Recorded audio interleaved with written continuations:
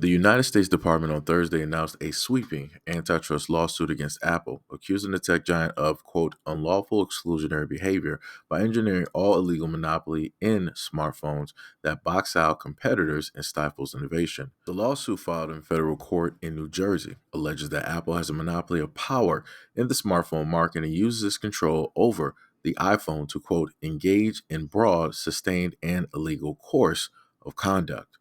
The lawsuit, which was also filed with attorney generals from 15 states as well as DC, takes direct aim at the digital fortress that Apple Inc., based in Cupertino, California, has audaciously built around the iPhone and other popular products such as the iPad, Mac, and Apple Watches to create what is often referred to as a walled garden.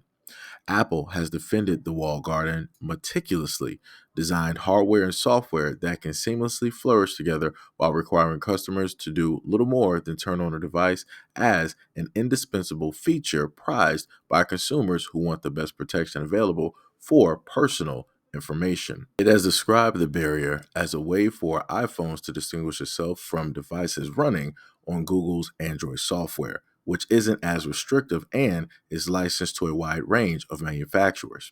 Antitrust regulators made it clear that their complaint that they see Apple's walled garden most as a weapon to ward off competition, creating market conditions that enables it to charge higher prices that have propelled its lofty profit margins while stifling innovation. Earlier today, the Department of Justice, joined by 15 states and the District of Columbia, sued Apple in the U.S. District Court for the District of New Jersey for violating Section 2 of the Sherman Antitrust Act. Over the last 2 decades, Apple has become one of the most valuable public companies in the world. Today, its net income exceeds the individual gross domestic product of more than 100 countries. That is in large part due to the success of the iPhone, Apple's signature smartphone product. For over a decade, iPhone sales have made up a majority of Apple's annual revenue. Today, Apple's share of the U.S. performance smartphone market exceeds 70%, and its share of the entire U.S. smartphone market exceeds 65%. Apple charges as much as nearly $1,600 for an iPhone. But as our complaint alleges, Apple has maintained monopoly power in the smartphone market not simply by staying ahead of the competition on the merits, but by violating federal antitrust law. Consumers should not have to pay higher prices because companies break the law. We allege that Apple has employed a strategy that relies on exclusionary, anti-competitive conduct that hurts both consumers and developers. For consumers, that has meant fewer choices, higher prices and fees, lower quality smartphones, apps, and accessories, and less innovation from Apple and its competitors. For developers, that has meant being forced to play by rules that insulate Apple from competition. And as outlined in our complaint, we allege that Apple has consolidated its monopoly power not by making its own products better, but by making other products worse. Suit wrong on the facts of the law and stated it will vigorously defend against it. The company stated that it will set a dangerous precedent, empowering governments to take a heavy hand in designing people's technology. Quote, at Apple, we innovate every day to make technology people love, design products that work seamlessly together, protect people's privacy and security, and create a magical experience for our users. This lawsuit threatens who we are and the principles that set Apple products apart in fiercely competitive markets. United States President Joe Biden has called for the Justice Department and the Federal Trade Commission to vigorously enforce antitrust statutes. The administration has already triggered lawsuits against Google and Amazon, accusing them of engaging in illegal tactics to thwart competition. Apple is the world's most prosperous company with an annual revenue of $400 billion and, until recently, a market value of more than $3 trillion. Apple shares have fallen by 7% this year, even as most of the stock market has climbed to new heights. Apple's business interests are also entangled in the Justice Department's case against Google, which went to trial last fall and is headed towards final arguments scheduled to begin May 1st in Washington, D.C. Apple carries out its exclusionary anti-competitive conduct in two principal ways. First, Apple imposes contractual restrictions and fees that limit the features and functionality that developers can offer iPhone users. Second, Apple selectively restricts access to the points of connection between third-party apps and the iPhone's operating system, degrading the functionality of non-Apple apps and accessories. As a result, for most of the past 15 years, Apple has collected a tax in the form of a 30% commission on the price of any app downloaded from the App Store, as well as on in-app purchases. Apple is able to command these fees from companies of all sizes. Apple has also suppressed the emergence of programs like cloud streaming apps, including gaming apps, as well as super apps that could reduce user dependence on Apple's own operating system and expensive hardware. And as any iPhone user who has ever seen a green text message or received a tiny, grainy video can attest, Apple's anti-competitive conduct also includes making it more difficult for iPhone users to message with users of non-Apple products. It does this by diminishing the functionality of its own messaging app and by diminishing the functionality of third-party messaging apps. By doing so, Apple knowingly and deliberately degrades quality, privacy, and security for its users. For example, if an iPhone user messages a non-iPhone user in Apple Messages, the text appears not only as a green bubble, but incorporates limited functionality. The conversation is not encrypted, videos are pixelated and grainy, and users cannot edit messages or see typing indicators. As a result, iPhone users perceive rival smartphones as being lower quality because the experience of messaging friends and family who do not own iPhones is worse, even though Apple is the one responsible for breaking cross-platform messaging.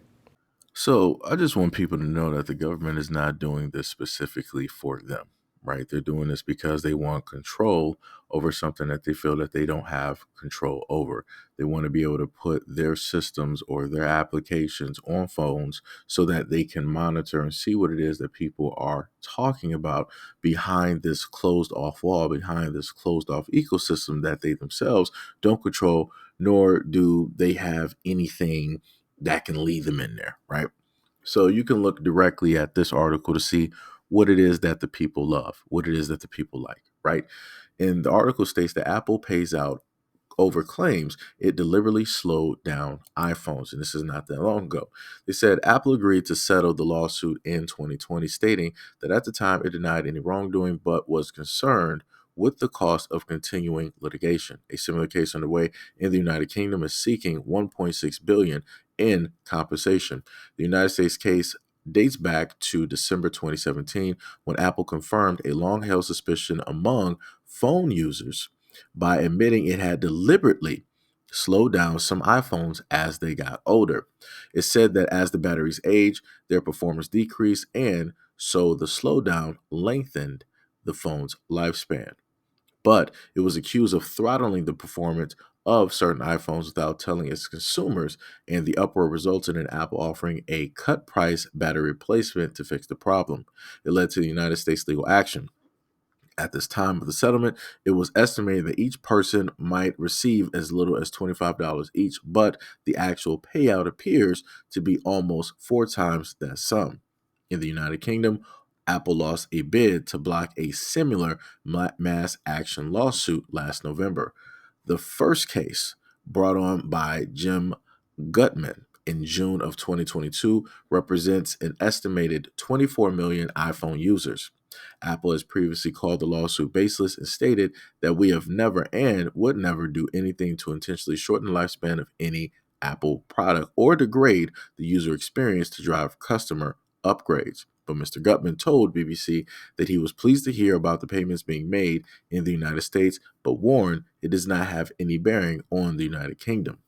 He also stated that Apple was fighting tooth and nail against the United Kingdom's class action suit, which will next appear at the Court of Appeal, who will consider a call from the firm to halt the case.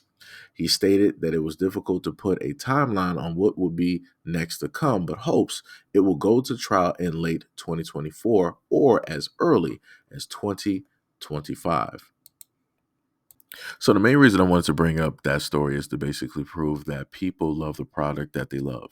No matter what wrong the product has done, no matter if they are performing upgrades or downgrades of the phone and they're causing people to basically get off of a previous iPhone so that they can spend X amount of dollars on a brand new iPhone, people are still going to do what it is that they want to do because people love to do it. It's the same thing as people complaining about McDonald's and then going right back to the same McDonald's that they spent 30 or 45 minutes in line for, ran up a $30 bill over a couple of nuggets, couple of burgers, large drink, large fries, and their order was mixed up or it was wrong.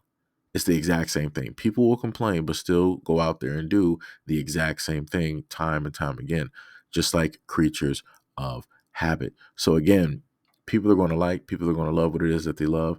And no matter how many, hardships they may face, they're going to go right back to the exact same behaviors. So again, the government isn't in a sense doing this because they want to.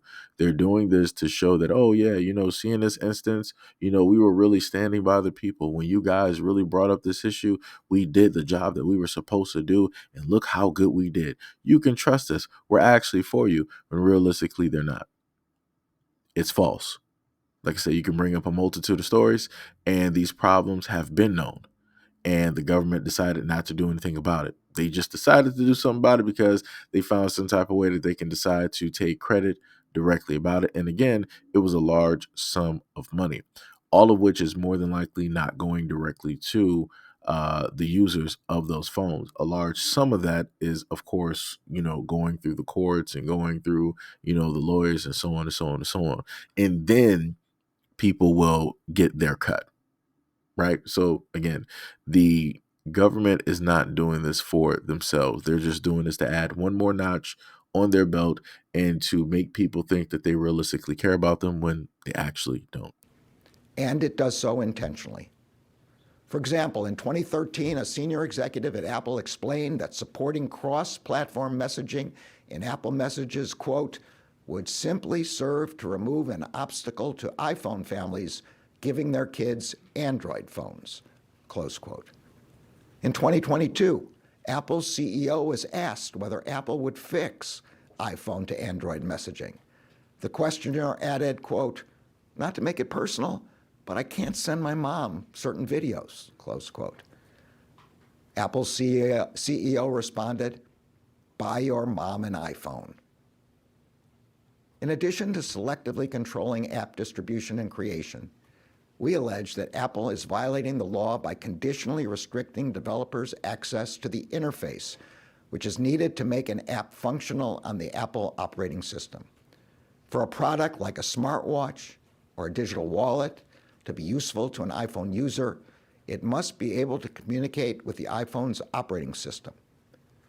But Apple creates barriers that make it extremely difficult and expensive for both users and developers to venture outside the Apple ecosystem. When it comes to smartwatches, Apple not only drives users to purchase an Apple Watch, which is only compatible with an iPhone, it also uses its technical and contractual controls to make it harder for someone with an iPhone to use a non-Apple smartwatch. And when it comes to digital wallets, Apple's exclusionary conduct goes a step further. Digital wallets allow users to store and use passes and credentials in a single app, including credit cards, personal identification, movie tickets, and car keys. Apple Wallet is Apple's proprietary digital wallet on the iPhone. Apple actively encourages banks, merchants, and other parties to participate in Apple Wallet, but it simultaneously exerts its monopoly power to block these same partners from developing alternative payment products and services for iPhone users. So again, I'm just simply stating, if we have a list like this, 30 American foods that are banned in other countries, right? Ask yourself, does the government actually care? Do they actually care about you? This is just one list. And I'm promising you that there are way more foods up here that you could probably search for that have very horrible ingredients in them, but yet the government still allows these things to be sold to the American people. So, again, how much does the government actually care about you? If we're allowed to eat any of these products, you see macaroni and cheese, you see packaged ground beef. What else we got here? We got coffee made, papaya, corn, and soy. We have chicken. We have pork. Everybody knows about pork. We got bread. We got frozen dinners. We have sugar cane, fat-free snacks. We have chewing gum. We have salmon. We got Fruit Loops, artificial blueberries, American M&Ms, cherries. We have certain types of rice, apples, chocolate milk. We have ketchup, potato chips. We have cheese, high fructose corn syrup, palm oil. What was the one up there? Let me go back up there. We got diabetic baking goods, right? We got processed meats, stevia, trans fats. So again, even with that list and many others that you may be able to find, ask yourself, how much does the government really care? And if the government is going after Apple, why specifically are they going after Apple? Because they're not doing it for you. Proof of which is the food that you eat, everything that you take in every single day. So if they're not protecting you from the food that they allow companies to legally sell to you, that could do a lot of, things to you negatively, then why realistically are they going after Apple? That's all I'm saying. Question everything.